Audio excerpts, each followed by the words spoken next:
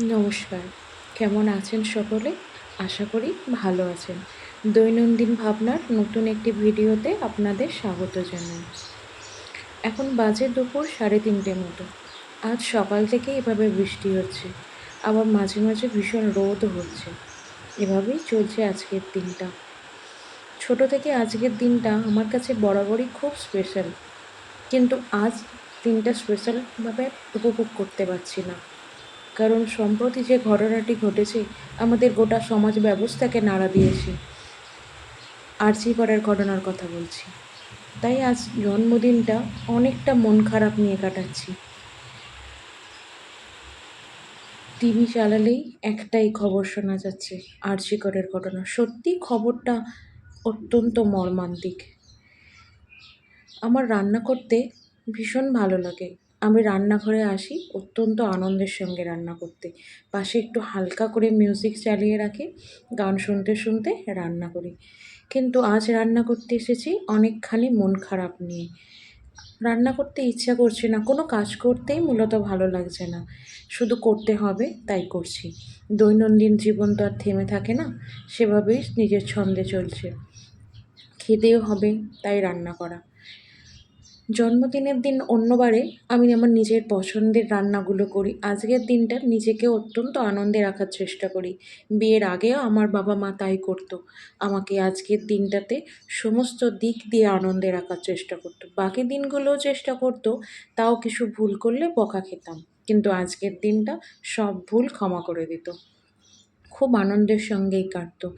কারণ আজ আমার জন্মদিন। আজ সেই জন্মদিনের আনন্দটা না উপভোগ করতে পারছি না। কোথাও গিয়ে মনে হচ্ছে, সত্যি কি আমরা মেয়েরা জন্ম নিয়ে অপরাধ করেছি? যারা কন্যারূপে জন্মগ্রহণ করে তারা কি অপরাধ করে? বা যে বাবা মার ঘরে কন্যারা আসে সেই বাবা মায়ের কিসের অপরাধ বলুন তো? কিন্তু তারা প্রতিটা মুহূর্ত ভয়ে ভয়ে কাটায়। আজ যে আমার ঘরে কন্যা সন্তান জন্ম নিল, তাকে আমি ভবিষ্যতে রক্ষা করতে পারবো তো? এই ভয়ে। বাড়ি ফিরতে দেরি হলে মেয়ের বাবা মা টেনশন করে বাড়িতে বসে। আমার মেয়ে সুস্থ আছে তো? ভালো আছে তো? সে সুস্থ অবস্থায় বাড়ি ফিরে আসবে তো? কেন? কেন বাবা মাকে সবসময় এই ভয়ে ততস্থ হয়ে থাকতে হয়? কেন বাড়ি থেকে মেয়েরা বেরোলে বাবা মা নিশ্চিন্তে থাকতে পারে না? এর উত্তর কারোর কাছে নেই। আপনাদের সঙ্গে কথা বলতে বলতেই রান্নার প্রস্তুতিটা মোটামুটি হয়ে গেছে। সবজিগুলো কাটা হয়ে গেছে।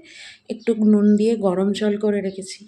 পনিরগুলো একটু ভেজে নিয়ে নুন জলের মধ্যে চুবিয়ে রাখবো।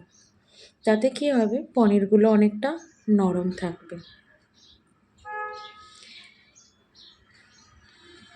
সত্যি আজ কথা বলতেও ইচ্ছা করছে না।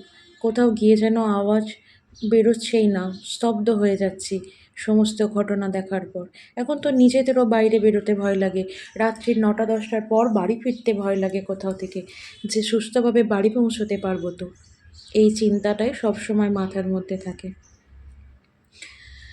কিন্তু তাও দৈনন্দিন জীবন তো স্বাভাবিক ছন্দেই এগিয়ে যাবে, তাই সেভাবেই চলছে। এই যেমন এখন আমি রান্না করছি আর আপনাদের সঙ্গে সেই রেসিপিটাও শেয়ার করছি, সেভাবেই। অল্প পরিমাণ তেল দিয়ে তার মধ্যে এক এক করে সমস্ত সবজিগুলো দিয়ে হালকা করে নেড়েচেড়ে ভেজে নেব, যাতে সবজিগুলো একটু কাঁচা গন্ধটাও চলে যায় আর একটু হালকা নরমও হয়ে যায়। তারপরে সবজিগুলো আলাদা একটা জায়গায় ঢেলে নেব। দিয়ে তেলেতে গোটা গরম মশলা, জিরে ফোড়ন দিয়ে তার মধ্যে টুকরো করে রাখা টমেটোগুলি দিয়ে ওপর থেকে নুন দিয়ে চাপা দিয়ে রাখবো। তাতে টমেটোগুলো দেখুন অনেকটা নরম হয়ে যাবে। এবারে খুন্তি দিয়ে একটু থেঁতলে দিতে হবে। তারপরে আমি আদা, চারমগজ আর একটু তিল বেটে রেখেছিলাম, সেই বাটা মশলাটা এর মধ্যে দিয়ে কষিয়ে নিতে হবে।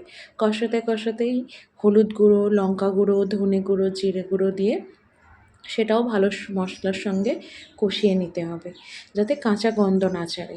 তারপরে শেষে অল্প পরিমাণ কাশ্মীরি লঙ্কার গুঁড়ো আর পনির মশলা দিয়ে ভালো করে আবার একটু কষে নিতে হবে। যতক্ষণ না মশলা থেকে তেল ছেড়ে আসে ততক্ষণ কষে নিতে হবে। তারপর সবজিগুলো দিয়ে সবজিগুলোর সঙ্গে ভালো করে কষিয়ে নিতে হবে, যাতে সমস্ত মশলাটা সবজির গায়ে লেগে যায়। এরপরে পনিরটা যে গরম জলে ভিজিয়ে রেখেছিলাম, ওই গরম জলটাই অল্প পরিমাণে এতে দিয়ে সবজিতে দিয়ে দেবো। তাহলে আর আমাকে আলাদা করে অন্য কোনো জল এতে ব্যবহার করতে হবে না। দেখুন জলটাও অনেকটা টেনে নিয়েছে। এরপরে পনিরগুলো যেগুলো রয়েছে সেগুলোও দিয়ে দেবো। পনিরের বাটিতে অল্প জলও ছিল, সেটাও দিয়ে দিলাম। এবার একটু ফুটতে দেবো চাপা দিয়ে। দেখুন ফুটে জলটা অনেকটাই কমে এসছে। বাকি যেটুকু আছে ওটুকু আপনা আপনি টেনে নেবে। আজ একটা বান্ধবীকে নিয়ে একটু ডাক্তারখানায় যাওয়ার আছে। তার শরীরটা খুব খারাপ। বাড়ি ফিরতে ফিরতে 9:30 10টা বাজবে। কী জানি, ভয়ে ভয়ে আছি। রাস্তা দিয়ে সুস্থ অবস্থায় বাড়ি ফিরে আসবো তো? এত প্রশ্ন মনের মধ্যে নিয়ে আমরা প্রত্যেক দিন জীবন কাটাচ্ছি। কী করা যাবে আর? এ নিয়েই চলতে হবে।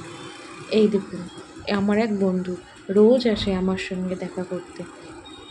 একদিন না এলে না আমার মনে হয় আজ যেন কার সঙ্গে কথা হলো না, আজ যেন কার সঙ্গে দেখা হলো না।